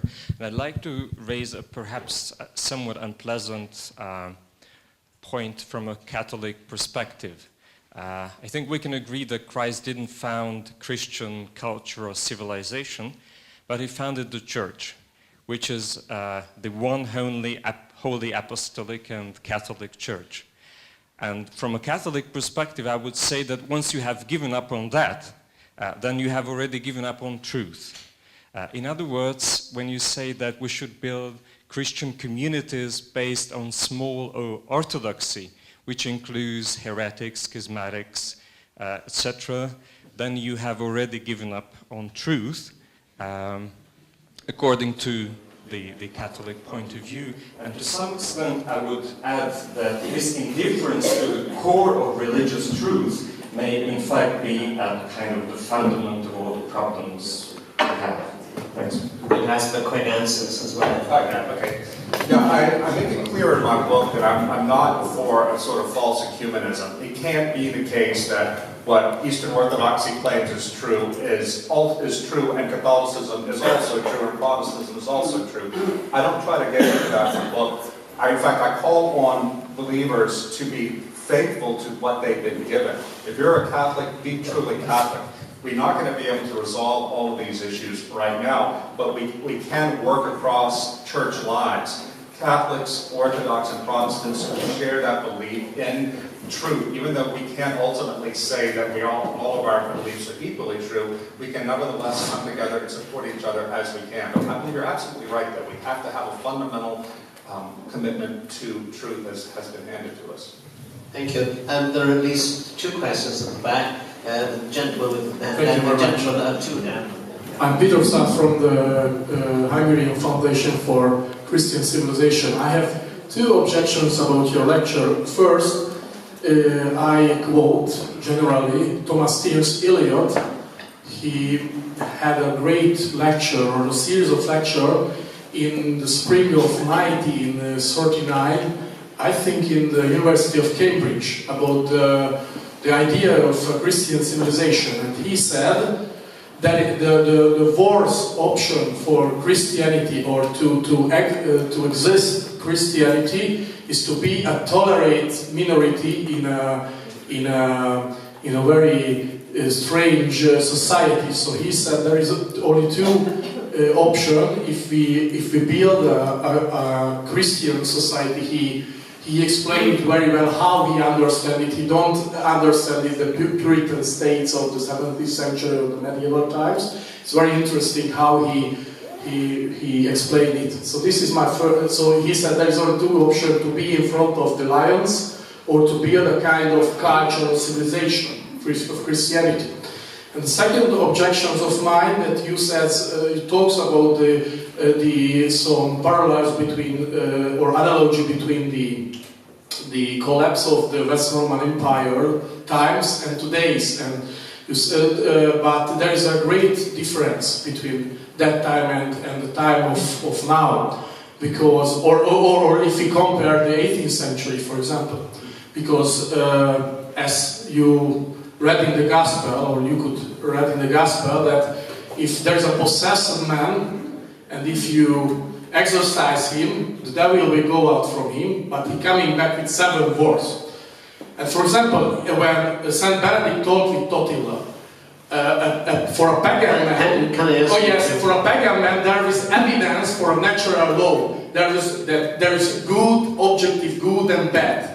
Or when Clovis convert, and there was a natural admire from this man. Or for a secularist in the 18th centuries who were very strong against the supernatural order, they believe in objective truth and objective natural law, atheist also. But today there is a great relativism and this is my question problem. Mark coming. So. Yes, and that's my question, that this is the difference. So I think the Benedict option, how could work in a total relativist world, when if we compare to the time of Benedict. Thank you. Well, it's true that we are at a great disadvantage because the world, we have lived through Christianity, unlike Benedict at the beginning of Christianity in the West. And that makes a much greater challenge today. I believe, very briefly, that Pope Benedict XVI was correct when he said that the best arguments for Christianity are the art the church produces and its saints. In other words, beauty and goodness made incarnate. I think that this is why reasoned arguments for Christianity are very impotent in this time and place. The only way that we will be able to convince other people of the truth of Christianity is by the way we live, by the testimony of our lives as Christians, and by the things we make in our culture and the beauty we produce. And those two will be gateways to truth, which is an encounter with Jesus Christ. Otherwise, I don't see how we do it. And the gentleman, yes. My name is Sándor Kerekes. Sir, thank you for your presentation. and I am going to criticize it because, unfortunately, there is a lot of holes in it. First of all, the presentation itself is nothing but fear-mongering in the name of religious order, and I must say that the fear is more than justified. Actually, in a social sense, the jig is up. The religion has lost its sway over society. And when you are talking about the dark age, of the earlier dark age, against which there was an anticipation, there was no anticipation, nobody could predict it, but instead the church heavily was involved creating that dark age. And instead of doing something against it, deepened it and deepened it and deepened it. When you say, go wherever you are, and you criticize this notion, whose benefit is it really when one goes wherever where one wants to go? It is obviously the benefit of the individual if free to go anywhere, and let it go. Shandor, can I ask you to wind your question down, because we are getting close to the end. I am coming to my question mark then, jumping over all other things. So don't you think, sir, that your fear and religious flimflammery actually is a tacit admission of the triumph of liberalism and the liberal society, contrary to what the church and what religion wants to accomplish? Yeah, that's a great question, and I think that I agree with you that the jig is up for religion, but I happen to be a Christian who believes that the Christian faith is true. I didn't write my book for the world. I wrote it for Christians to understand that the view that you express is the dominant view now. And for us as believers, then this is a catastrophe. And by dark age, I mean, that's a phrase that came much, much later by secularists to talk about the religious period of the early Middle Ages. By dark age, I'm talking about a collapse of meaning and of structure that did happen in the West when Rome fell apart.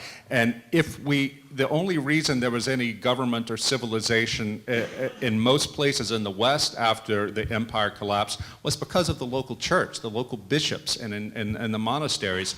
So we may be living through a period of the great efflorescence of individualism and wealth and so on, but from a Christian point of view, this is nevertheless a catastrophe. And as we know from the Bible, the wealthy are the ones who are in most danger of God's judgment because they have gone farthest from God. So I think you and I are on the opposite sides of whether what's happening is good or bad, but I believe that it is in fact happening, and it is not a good thing. What I would ask you to be skeptical of is the idea that now that we've shaken off Christianity, that we're headed for a golden age.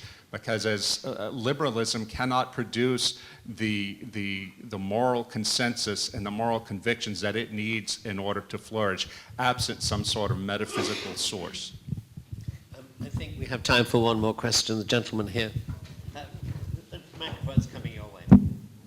Yeah, I'm Andras Luke. I'm journalist, hopefully also from the better kind. And if I may put two questions to you, I'd be grateful. One is that we could well understand your attitude towards liberalism in this dark age. What's your attitude towards democracy and capitalism? And my second question is a little bit personal. You told us that you were appalled by the sex scandals of the Catholic Church, so you changed to orthodoxy. Aren't you appalled by the role the Orthodox Church plays on the side of Putin in a semi-dictatorship? Well, on the second question, let me avoid stepping into Russian politics, but very generally say that this is what worries me about the church getting involved with politics at any level. I don't worry about the politics, about the church having a negative effect on the state, though one might. I worry about the temptation of power corrupting the church. I think it's possible that has happened in Russia, but I don't want to take a stand on that. the more important question is, for me, I criticize myself for having made an idol of the Catholic Church and the institutional church. I had lots of Catholic friends who were every bit as appalled as I was by the scandal, but it didn't shake their faith. For me, I had made a false idol of the institutional church. You can do this in Orthodoxy too, and you can even do this in Protestantism. I was determined, God humbled me very much because I was a very ideological conservative Catholic. God broke me of that, and I don't want to be the sort of Orthodox Christian that I was a Catholic. And I give warnings to every audience I speak to, Protestant, Orthodox, Catholic, that you have to hold your faith without making an idol of the faith, making an ideology of it, because then it becomes something false. And we've seen it in the U.S. right now. A lot of evangelical Protestants, for example, have really idolized Donald Trump. You know, I understand people who voted for him, but the idea that this man, this political leader, is going to bring us to a much greater place is really problematic. And I think you could probably say the same thing about some Orthodox in Russia who see the same thing with Putin. Well, I'm going to allow one more question because it was International Women's Day yesterday. We haven't had a woman yet. Thank you very much. I've really enjoyed this. I was raised as Catholic, then Protestant, so have the guilt of the Catholic and the Protestant upbringing. And my parents always said, never look to the church, but look to God. So I think this is the foundation of what you're saying in terms of Christianity. But here's my question. Is there such an animal as a liberal Christian? Because you keep talking about Christian conservatives. Mm-hmm. And you know, these days a lot of families that are consider themselves Christian and godly are dealing with issues of transvestite children, transgender children, whatever. But is there such a thing as a liberal Christian? I'm going to ask all three speakers to respond. If I could ask you to respond last, Rod. Yes. Mike, would you like to respond to anything that's been heard? This is your final opportunity to speak. Okay. Now? Okay. So, yeah, I will just respond to this question. So what about Christian liberals? And I think liberal is a term that can almost mean anything, and alas also Christian. So, but let's assume for the sake of the argument that we all know what Christian means. And so in relation to that, what does liberal mean? And so as C.S. Lewis said it famously, Christianity is not a theory, but it's a catastrophic historical event that has to be part of any theory that we construct about the world. And therefore, so if Christianity is true, and I think more, so that's taken to be more upholding conservative values than liberal values, but I don't want to go into that. But I don't have anything against liberalism if it's understood as in harmony with Christianity. For instance, I think that we would have no problems with abortion if it was not about the killing of an innocent life. So the question is a matter of truth and not ideology. Thank you very much. Don Gregor. Oh, well, it all comes down to the question what do we mean by liberal? And I think I can fairly say in the Catholic Church in Hungary, liberal is sometimes just a word of abuse. But there's something to it, of course, because it should mean something. There was liberal theology, especially in the Protestant churches in the 19th century, and the catastrophic outcome of that was, in a certain sense, the collapse of meaning during the First World War. And then I think liberal Protestant theology really disappeared, but I think it still exerts some power over the formation of many Protestant theologians. But this is just an oversimplification of the thing. The other thing I want to say is that us Benedictines, we are considered liberal in the Catholic Church. But whether this is true or not, I don't know. Esterházy Péter, famous writer of Hungary, in Germany, where his books were also published and widely read, he was considered a Catholic writer. Back home, he was a liberal. So what does that mean? It only means something in a context.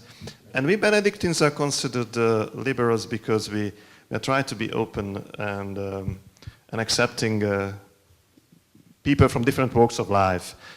Actually, it's in the rule. At a time where there were pagans around, there were heretics around. Benedict says about receiving guests, monasteries should be open to anyone, but especially to those who are fellow travelers, who are fellow Christians. And the third last thing I want to say about liberalism, secular or not, Rod just said that don't make an idol out of your own position and institutions as a Catholic, as an Eastern Orthodox, etc. Please, if you're a liberal, secular liberal, don't make it into a religion and an idol, please. Yeah, thank you for that. I'll be very quick. I like what Don Gregor said about Benedictine hospitality. In my book, I talked to the monks of Norcia about that, about what that would mean for we in the world. I mean, we want to have an open door to the world, but there has to be walls at some point. One of the monks put it this way. He said that we here in Norcia receive 10,000 pilgrims every year, and they come here for our worship, they come here for spiritual counsel, and so on.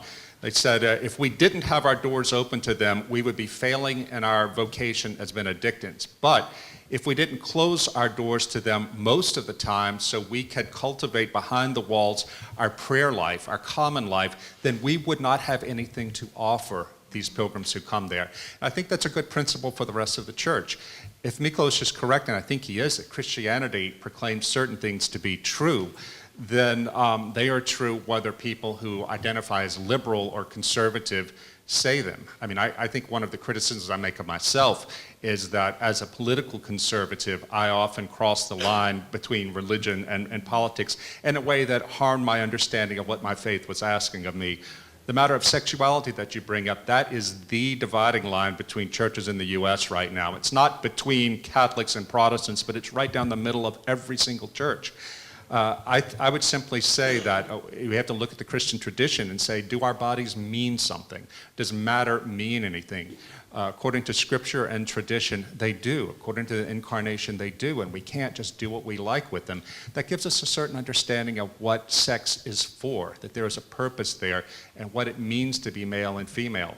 I think that we have to do the best we can as Christians to be faithful to the truth that we have been given and not yield on that, even as we try to be merciful to people who are suffering from disorders like transgenderism and families that are dealing with that too. But we can't give up on truth simply because it's difficult in this age to live by. Thank you.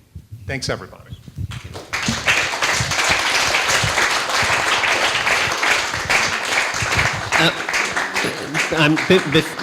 Would you remain seated for a moment? First of all, you've already indicated your thanks to the three speakers, and I'd like to add to those thanks, because we've had a wonderful morning, and I hope this is the first of several occasions like this. Secondly, I'd like to thank my colleagues at the Institute for helping to arrange this event. Naomi Karani, our director and my colleague, she and I both probably agree that a particular thanks are owed to Melissa, who in a sense conceived and began the whole process of this occasion. And I'd like now to ask Naomi to tell us something about the wine that we're shortly inviting you to have. Thank you. This is just to show you that the Benedict option indeed has a serene side. So I'd like to present you with a wine that's produced by the Benedict monks of Pannonhalma. And I saw, and just the wine is called hemina, and hemina is a measurement unit. Actually, I think it was Saint Benedict himself defined it as the amount that a monk is allowed to drink a day.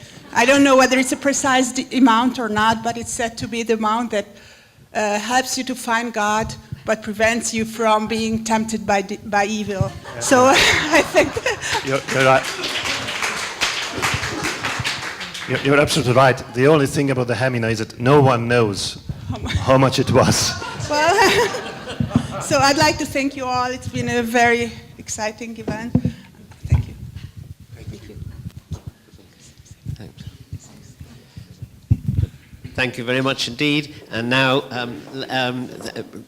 look out on our website Look out on the website and look for the next events, but they are coming along in this theme, and I want to thank all of you for asking a lot of questions, for being an attentive audience, and look forward to seeing you all again.